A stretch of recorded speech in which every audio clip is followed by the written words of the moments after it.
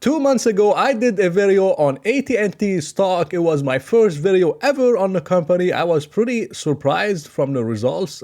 Saw a lot of improvements, and it recently reported earnings. AT&T went up over 7% in one day just on this earnings alone. I mean, this is pretty rare for a company with high debt, and it's just a pretty boring company like AT&T. Over a 7% move. Now the stock is sitting at $15 per share, still much lower than it was before March 2020. It was trading over $30 per share, but a lot has changed since then. The dividend got cut. A lot of dividend investors got upset. So in this video, I'm gonna review the earnings of AT&T, and I'm gonna update my upside potential and just look at the stock in general, at the dividend, to try to determine if the dividend is likely going to be cut again in the future, or if the dividend is safe for now. Now, if we look at the earnings report, it was, pretty good in terms of beating. They did beat on EPS. It was 64 cents versus 62 cents expected. They also beat a little bit on revenue, nothing too crazy. It wasn't bad at all. If you look at the subscribers, the postpaid phone subscribers, they did increase. The mobility subscribers increased. Fiber increased. Everything has pretty much been increasing across the board. But my favorite metrics that has been increasing is the free cash flow, or even the cash from operations. It was 10.1 billion in 2022, and now in 2023 is 10.3 billion. This is a pretty big improvement for AT&T, but not only that, AT&T also increased the free cash flow guidance, and this is one of the reasons why the stock went up 7%. AT&T over the past 2 or 3 years have been doing nothing but missing on earnings, missing on free cash flow, deteriorating metrics, and the trend has started to shift from the last quarter pretty much, and you could see the stock, it has been holding up a little bit. Now it's starting to go up. Maybe this has marked some kind of a historical bottom on something like AT&T, because I'm starting to see improvements from subscribers, improvement on free cash flow, and now they raised guidance to 16.5 billion, up from 16 billion. Again, it's nothing too crazy, but these companies are pretty predictable and pretty boring, and even that, the company is still raising guidance for free cash flow, which is the most important metric whenever we're analyzing something like Verizon or something like AT&T. Now, if we look at the debt of the company, this is one of the biggest challenges with these stocks, is their long-term debt. If you look at the quarterly debt, it has been getting paid off, but nothing too crazy. It was over 179 billion. Then they spun off, Warner Brothers, and then it became Warner Brothers Discovery, and they offloaded a lot of debt on that other company. But it has been pretty much, pretty close to flat from 2022. I would like to see more debt paid down. 126 billion is a lot of debt, but these telecom companies, they have to operate with a lot of debt because of the predictability of the business model. So they have to use up some debt. But I believe $126 billion is a lot of debt, and I would love to see the management paying it off in the future, and I think they will be able to pay it off. I'm going to show you some metrics later on, but I tried to look up the debt maturities. I haven't found anything on the quarterly report or the annual report, which is pretty weird to me. The only thing I was able to find is that from 2022 to 2039, they have 24 billion maturing between 0% to 3%. This is very low interest rates.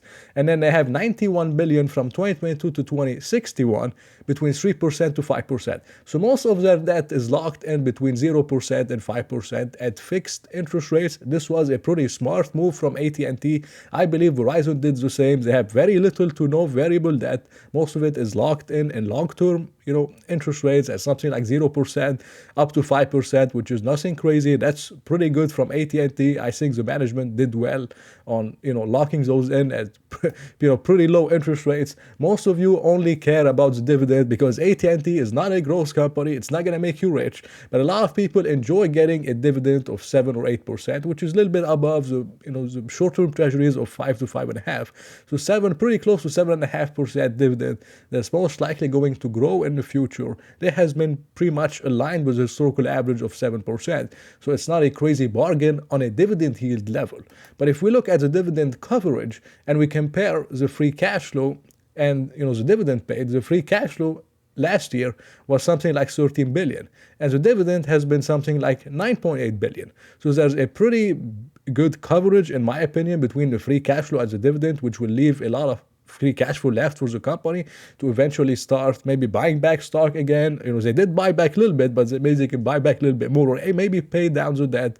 This is what I would love to see. I would love to see the company start paying down the debt. You look at the free cash flow expectation, it has pretty much troughed in 2022 and is expected to increase in 2023 and go up to 18 billion in 2025. Now, I'm personally not betting on that. I'm just betting on a safe dividend, and I believe the dividend is safe for now. I'm not personally seeing another dividend cut, especially with all the metrics improving, free cash flow improving, everything is getting better finally for AT&T. I mean, it's been horrible for AT&T shareholders. Maybe this was it. Maybe this was a trough and some kind of a historical bottom on something like AT&T. Unless interest rates go to 6 or 7%, then AT&T's dividend yield is not going to be competitive, and then AT&T is going to have to yield 9 or 10%. This is just the way it is. So it depends on what the Fed does, and if they hike interest rates more, it's going to affect AT&T. But one big risk with something like AT&T and Verizon is mainly the lead cables. They're going to have to spend some money trying to, I believe, remove them. Some analysts, they expect 3 to 4 billion in total, which is nothing crazy for something like AT&T. So that might go up a little bit more in the short term. But they did do some tests and analysis, and they said there's no public health risk. But still, I believe they're going to have to remove them if they like it or not. It's going to cost a few $billions. So this is a risk to keep in mind, and we're going to monitor the situation and see what happens with the lead cables in general. But so far, I mean, it's estimated to be 3 to 4 billion. Nothing crazy unless some big surprise comes along or something big happen. But I believe AT&T is undervalued, now sitting at $15 per share. It was more undervalued at 14, but the stock went up to 15. I still believe it's undervalued to fairly valued. The 7.5% dividend is most likely safe in the short term. If the Fed hikes interest rates more, then I would not be surprised if AT&T makes a new low and the dividend yield goes to maybe 8, 9, or even something like 10%. I mean, you never know, so it depends on the Fed a lot. And this was my analysis for today. It was not financial advice. Thank you for watching the video. I really hope you enjoyed it.